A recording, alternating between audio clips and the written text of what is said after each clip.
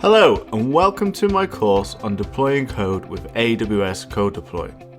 First, a little bit about me. My name is Joshua Edwards. I am the Vice President of Engineering at a blockchain and cryptocurrency focused business.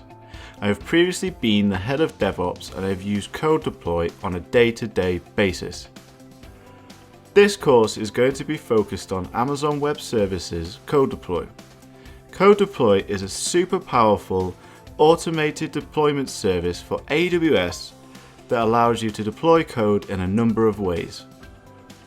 This course will cover the three main services CodeDeploy deploys to, the prerequisites required to make this possible, and finally how to monitor and debug the deployments.